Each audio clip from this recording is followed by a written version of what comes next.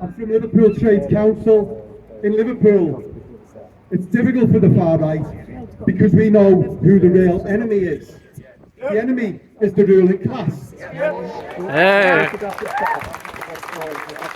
And we've learned those lessons time after time. Liverpool Trades Council is the oldest in the country, 175 years old. That was when workers organised across all the different trade unions to work together to fight for working class communities. 175 years ago. They played a role in 1911 in this city in the Great Transport Strike. A general strike that was successful, but we knew who the enemy was because they shot dead 2 of those striking workers. The ruling class did that. We've learned those lessons time after time. In the 1980s, the City Council in Liverpool made a stand against Thatcher, refused to implement austerity. 47 of them carted off to court and surcharged. We learned again who the enemy is, the establishment, the ruling class. After the Hillsborough disaster, the ruling class made it us the problem. We were to blame for the Hillsborough disaster. Again, we've learned the lessons time after time who the enemy is. Comrades, if you're in a branch, if you're in a union branch, join your local trades council, get involved in those struggles, affiliate and send delegates. I urge you to do that. And come along as an observer if you wish and get involved in those activities. But I'll say this, comrades, we've learned those lessons, but there are a layer of people who are looking for answers to the problems that they are facing. And Tommy Robinson and Nigel Farage and the Reform Party are growing because they are giving them answers. They are saying the reason why you can't get a job and a home, the reason why you can't get a hospital appointment and a doctor and a dentist, it's because of migrants, it's immigrants, it's because of trans people, it's because of every minority, the young, the old. They'll divide us on any lines they can. That's why they're growing. So we've got to answer those questions with real answers that address those problems.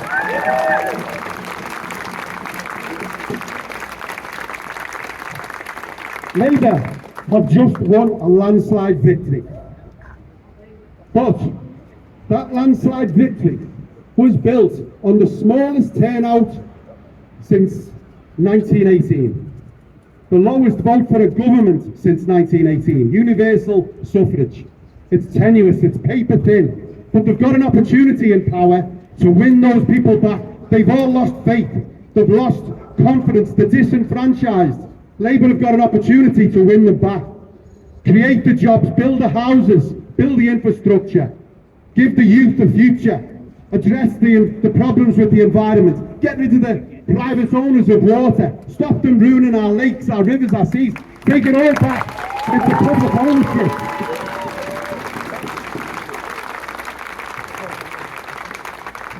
Last week, a motion was put to Parliament to get rid of the 2-child benefit cap. That cap, Keir Starmer said, can't afford it. £4 billion, too much.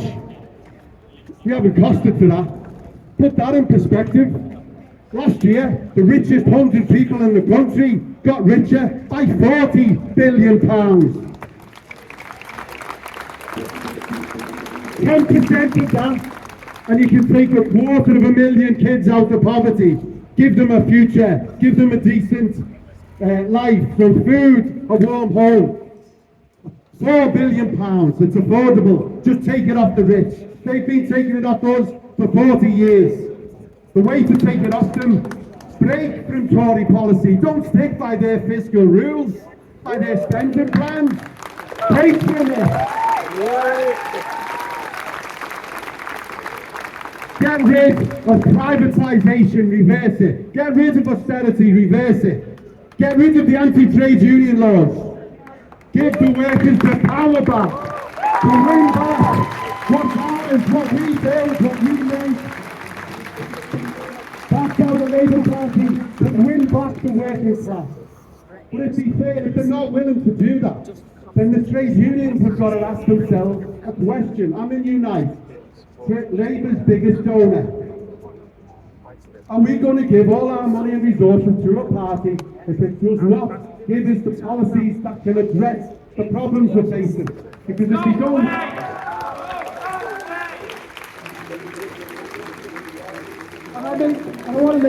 want to make this point over the two-child benefit cap.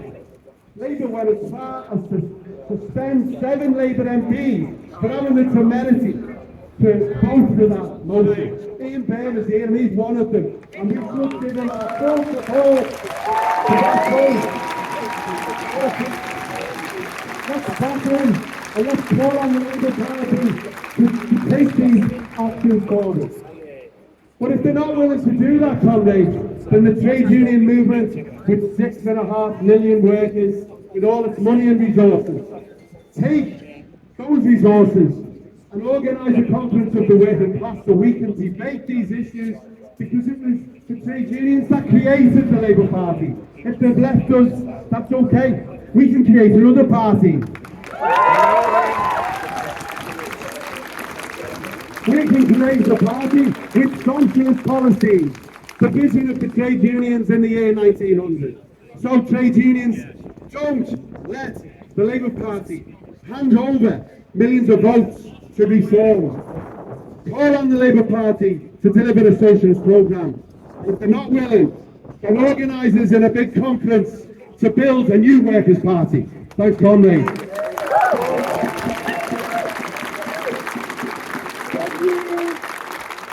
Thank you so much, Dave.